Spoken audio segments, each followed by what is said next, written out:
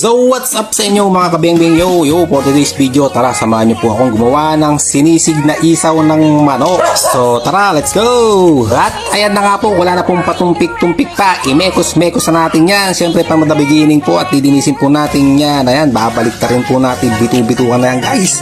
At didinisin po natin mabuti yan, 100% didinisin po natin sa abot kayang dinis na magagawa po natin dyan. Ayan, nilagyan po natin ng suka yan, kinamay-kamay yan. At pagkatapos, ayan, ilaga natin, i-adobo po natin, ayan, pakuluan po natin mabuti. At habang pinapakuluan po natin yan, tinimplahan po natin yan, at nilagyan po natin ng maraming luya at sibuyas po yan, alright?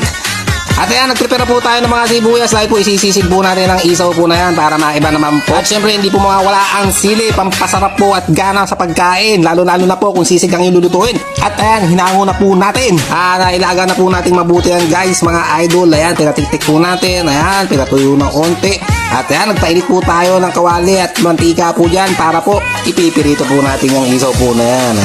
You know, ayan, kitang-kita nyo naman guys kung paano natin lutuin at gawin ang sisig na inisaw. Ayan, from the beginning, nilinis po natin mabuti. At ayan, natin adobo po natin pinakulaan mabuti. At ngayon, pipirito po natin yan hanggang sa mamulat, maging matuyo-tuyo ng konti. At ayan po, natuyo na po ng konti, napulang-pula na po at luto na po siya. Hiyango na po natin, napatiktikin po natin ang mga mantika po na yan. Ayan, para po iwas po cholesterol po tayo, right? At ayan po, ilagay na po natin dyan sa sangkalan at tadtarin na po natin yan guys. Ay napakarami po nito mga street food po, makikita nyo sa kalye-kalye, sa mga daan po. Ayan, mga inihaw naman po yun at nilalagyan po nila ng food color para po maging kulay orange po. Ayan, at ayan, sige, tadtarin mo na ng tadtarin para ka lang din nagsisisig na normal kung baboy.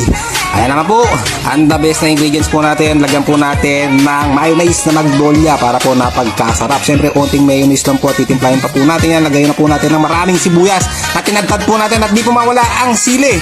Ayan, pampagana po yan, ayan, alright. Imekos-mekos na po yan natin, rambol-rambol na yan, ganyan. Ayan, imix-mix natin ng konti at di po mawala ang pampaasim na the best sa atin, ang kalamansi. Ayan po ang pampaasim na the best guys. Huwag kayo maglalagay ng suka pagkasisig po.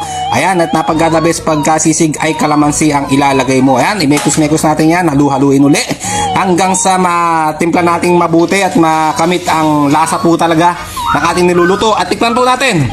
Ay, napagka the best number 1. Tapos na. At ayan, panalong-panalo po siya. Pampulutan. Alright, bye-bye!